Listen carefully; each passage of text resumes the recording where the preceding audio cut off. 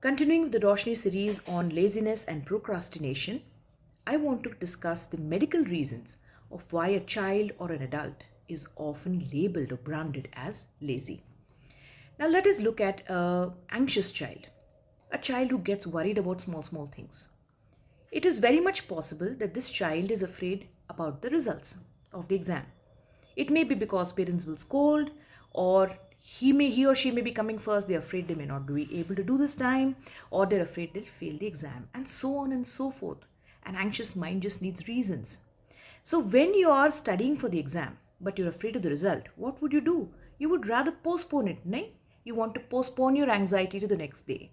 I don't want to face that fear of what if I don't do well enough. So that is one major reason why people are often called lazy.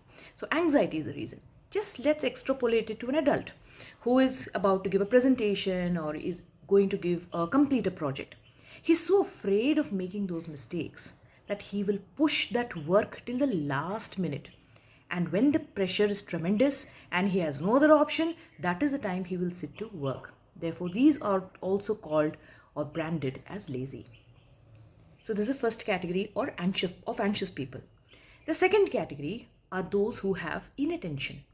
They suffer from a condition called ADHD, Attention Deficit Hyperactivity Disorder. Consider a child having ADHD.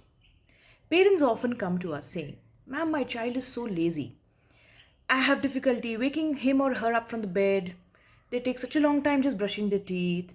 They will look into the mirror and seem to be lost in the world. I have to keep shouting outside the bathroom door to get them to have a bath. They again tie the shoelaces and slowly dream, and it seemed to be in a dream world. They're very disorganized in their work. My child is very lazy, ma'am." Here, the laziness may be stemming from the inability to organize their daily tasks.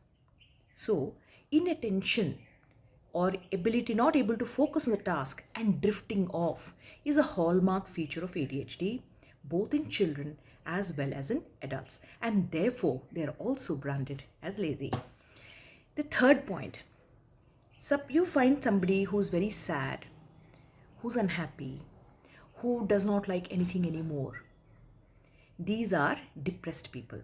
Depression also can be wrongly branded as laziness. How? In depression, the networks in the brain which are responsible for our feeling pleasure are down. Let's take an example. You love ice cream, chocolate ice cream to be specific. And whenever you get it, you get that aha feeling, I loved it. But when you're depressed and this network is not working, even when you're tasting the ice cream, it feels bland. Oh, I don't want it.